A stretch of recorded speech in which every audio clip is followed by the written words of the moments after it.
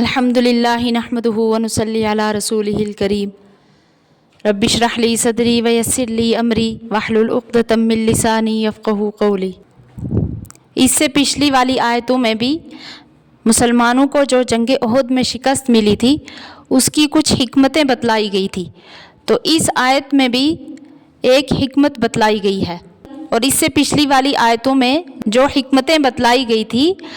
ان میں سے ایک حکمت یہ تھی کہ جتنی مصیبت تمہیں آج اس جنگ احد میں ملی ہے تم اس سے دگنی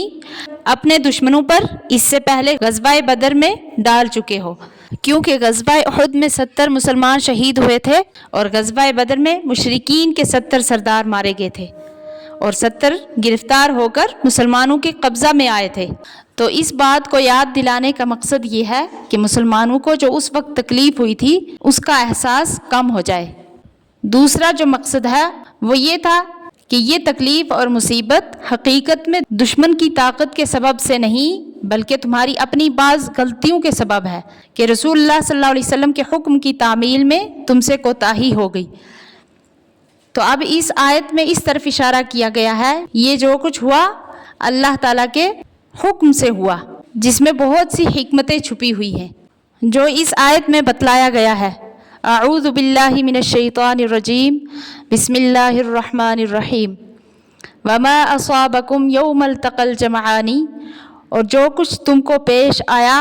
اس دن کہ ملی دو فوجیں، فبإذن اللہ، پس اللہ کے حکم سے، ولیعلم المؤمنین، اور اس لیے کہ معلوم کرے ایمان والوں کو، ولیعلم الذین نافقوا، اور تاکہ معلوم کرے ان کو جو منافق تھے۔ یعنی آپ پر مصیبت ڈالنے کا مقصد یہ تھا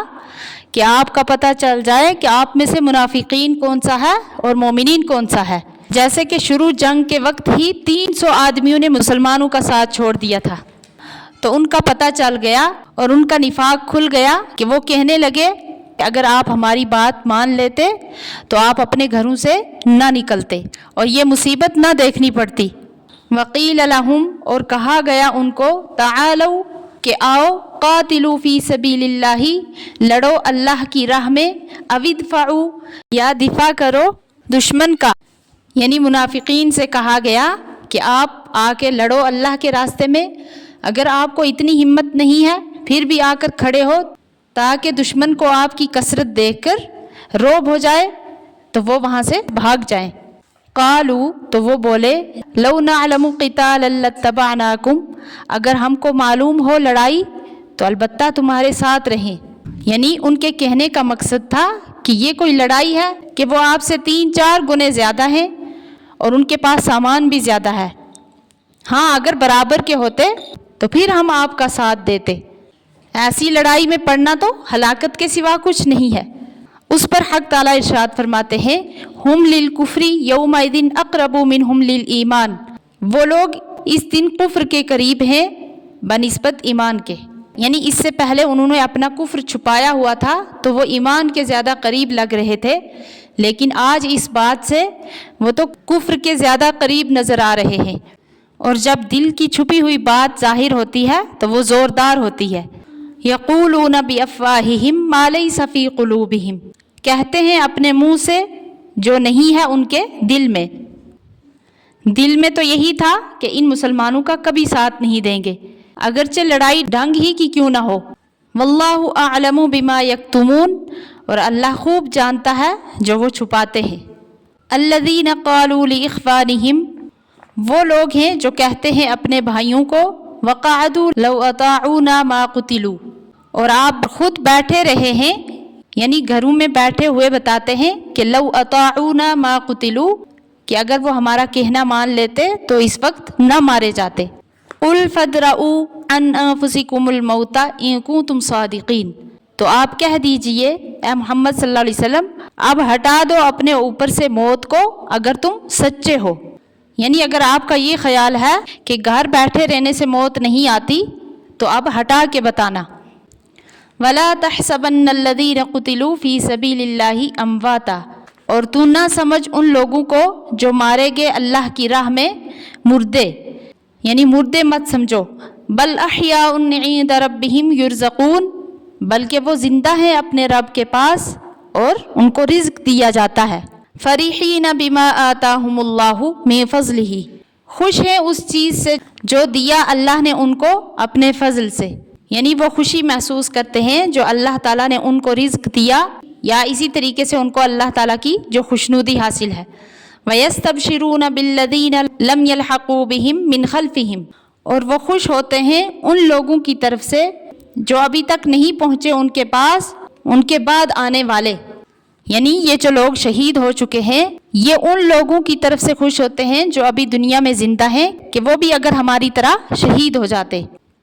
اللہ خوف علیہم ولا ہم یحزنون،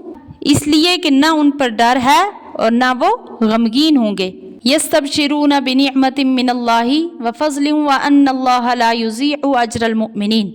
اور خوش ہوتے ہیں وہ اللہ کی نعمت سے اور اس کے فضل سے، اور اس بات سے کہ اللہ ضائع نہیں کرتا ایمان والوں کے اجر کو۔ یعنی شہداء ان دونوں چیزوں کا وہاں جا کر مشاہدہ کر لیتے ہیں، ایک تو اللہ تعالیٰ کی طرف سے ان کو نعمت ملتی ہے، اور دوسرے یہ کہ ایمان والوں کا اجر اللہ تعالیٰ ضائع نہیں فرماتے۔ آیت وَلَا تَحْسَبَنَّ الَّذِينَ قُتِلُوا فِي سَبِيلِ اللَّهِ أَمْوَاتًا، تو اس آیت میں شہداء کے خاص فضائل کا بیان ہے۔ ایک فضیلت تو یہ بیان کی گئی کہ وہ مرے نہیں بلکہ ہمیشہ والی زندگی کے مالک ہو گئے، اور دوسری فضیلت یہ بیان کی گئی کہ ان کو جنت کا رزق ملتا ہے، اور رزق زندہ آدمی کو ملا کرتا ہے۔ تو اس سے معلوم ہوا کہ اس دنیا سے منتقل ہوتے ہی شہید کے لیے جنت کا رزق جاری ہو جاتا ہے۔ اور تیسری فضیلت فرحین بما آتاہم اللہ میں یہ بیان کی گئی ہے کہ وہ ہمیشہ خوش و خرم رہیں گے۔ چوتھی فضیلت یہ ہے وَيَسْتَبْشِرُونَ بِالَّذِينَ لَمْ يَلْحَقُوا بِهِمْ، یعنی وہ اپنے جن متعلقین کو دنیا میں چھوڑ گئے تھے ان کے متعلق بھی ان کو یہ خوشی ہوتی ہے کہ وہ دنیا میں رہ کر اگر نیک عمل اور جہاد میں مصروف رہیں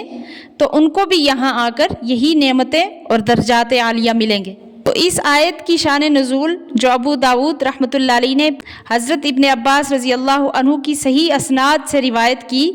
وہ یہ ہے کہ رسول اللہ صلی اللہ علیہ وسلم نے صحابہ کرام رضی اللہ عنہم سے فرمایا کہ جب واقعہ احد میں تمہارے بھائی شہید ہوئے تو اللہ تعالیٰ نے ان کی ارواح کو سبز پرندوں کے جسم میں رکھ کر آزاد کر دیا، وہ جنت کی نہروں اور باغات کے پھلوں سے اپنا رزق حاصل کرتے ہیں، اور پھر ان قندیلوں میں آ جاتے ہیں جو ان کے لیے عرش رحمان کے نیچے معلق ہیں۔ تو جب ان لوگوں نے اپنی راحت اور عیش کی یہ زندگی دیکھی تو کہنے لگے کہ ہمارے متعلقین دنیا میں ہمارے مرنے سے غمگین ہیں، کیا کوئی ہمارے حالات کی خبر ان کو پہنچا سکتا ہے تاکہ وہ ہم پر غم نہ کریں اور وہ بھی جہاد میں کوشش کرتے رہیں؟ اللہ تعالیٰ نے فرمایا کہ ہم تمہاری یہ خبر ان کو پہنچائے دیتے ہیں، تو اس پر یہ آیت نازل فرمائی گئی۔ اللہ تعالیٰ صحیح سمجھنے کی توفیق عطا فرمائے، آمین۔